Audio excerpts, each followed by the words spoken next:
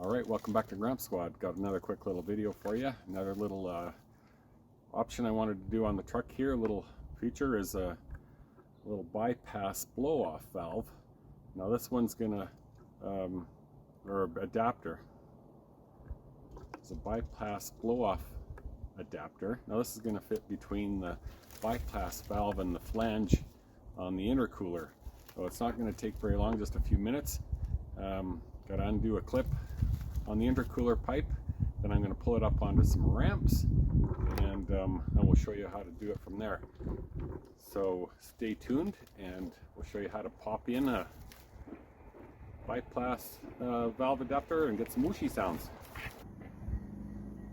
Alright, so I just threw a tarp down here, a little more comfortable on the driveway, and pulled it up on some ramps, and I'll just show you underneath here.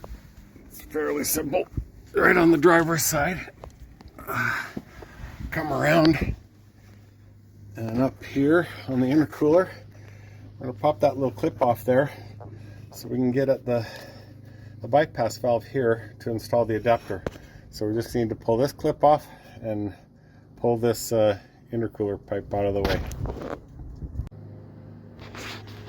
Alright, so I've disconnected the charge pipe here going up to the intake, and have a little paper towel ready. There's going to be oil in here, and then I just kind of disconnected this one off the bypass valve, and then we're going to just disconnect the electrical connection, and then you got two little 8mm bolts there. I'm going to pop those off, and that's where the adapter plate goes.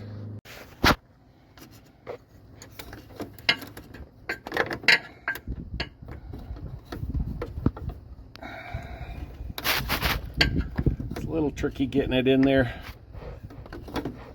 Make sure you put a little bit of oil on the gasket on the new adapter plate, so it slides in there nice.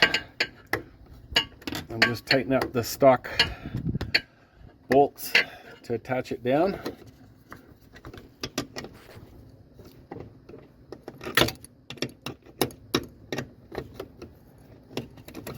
And then we will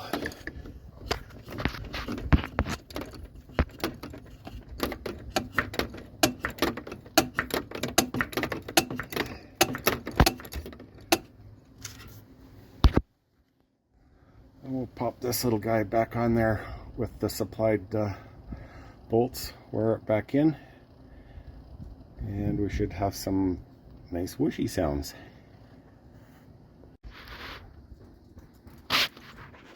Okay, got the plate plugged in there. It is right there. Tightened down with the factory bolts. The tricky part now is lining up with these other bolts here. So what you'll do is, I'm not going to push it in all the way. I have some wiggle room so I can set those Allen bolts in, and then once I get them going in a little bit, then I'll push it in. That's a little easier way to find the holes there. Okay, there it is, all buttoned back up. It's way back in there now. Now it sticks out a little bit farther, so this charge pipe you're gonna have to pull this way a little bit, and it just kind of snugs up against the back of that there just a little bit. And make sure this clip is in and it's pushed all the way on. It doesn't pop off, because when you get some turbo going there, that's going to fly off unless it's clipped all the way in. Make sure this clip is nice and snapped in. And we've tightened that one back up, and there she is. It takes a few minutes to do, not too tough. There you go.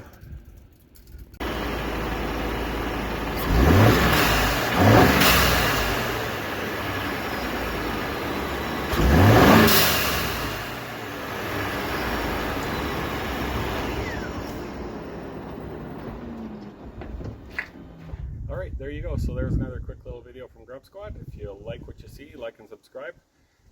Comments down below if you have any suggestions for other things that you've done to your F-150, or if you think we should do to this one. You notice I've just grabbed some limited rims off of Kijiji here in Canada, so you can find some good deals out there. spruce up your ride. Anyway, that's all we got for today. Have a good time, like and subscribe, and we'll see you next time.